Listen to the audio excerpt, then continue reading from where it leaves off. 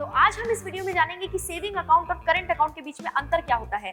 हम जब भी अकाउंट खुलवाने जाते हैं बैंक में तो हम सबसे ज्यादा एक ही चीज सुनते हैं, सेविंग अकाउंट और करंट अकाउंट। दोनों के बीच में काफी बड़ा अंतर होता है, लेकिन लोगों को इस बारे में काफी ज्यादा कंफ्यूजन होता है। सबसे पहला डिफरेंस सेविंग अकाउंट और करंट अकाउंट के बीच का ये है कि सेविंग अकाउंट टैक्स के दायरे में आता है, दूसरी तरफ करंट अकाउंट टैक्स के दायरे में नहीं आता है।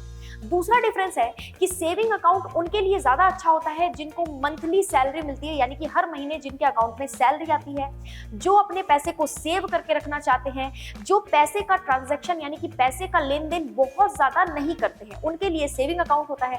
करंट अकाउंट की अगर हम बात करें तो करंट अकाउंट बड़े बड़े बिजनेसमैन के लिए होता है, जो बड़े बड़े व्यापारी होते हैं उनके लिए होता है, जो अपने पैसों का लेन देन बहुत ज्यादा करते हैं, बड़े बड़े अमाउंट का लेन देन बहुत ज्यादा करते हैं, बड़े ट्रांजैक्शन बहुत ज्यादा करते हैं, उनके लिए करंट अकाउंट बेस्ट होता है। अगला डिफरेंस है कि सेविंग अकाउंट में आपको ओवरड्राफ्ट की फैसिलिटी नहीं दी जाती है, यानी कि आपके अकाउंट में जितना बैलेंस है, जितना अमाउंट आपके अकाउंट में रखा हुआ है, उतना ही आप विड्रॉ कर सकते हैं या उसी अमाउंट से आप लेन देन कर सकते हैं, उससे ज्यादा आपको नहीं दिया जाता है।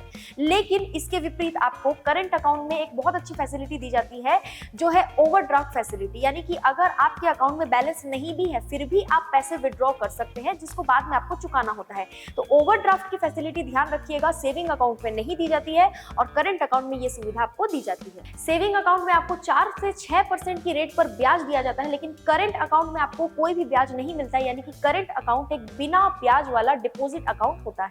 सेविंग अकाउंट में आप एक लिमिट तक ही ट्रांजैक्शन कर सकते हैं, लेकिन दूसरी तरफ अगर करंट अकाउंट की बात करें तो करंट अकाउंट में ट्रांजैक्शन की कोई लिमिट नहीं होती है, यानी कि आप जितना चाहे उतना लेन देन कर सकते हैं।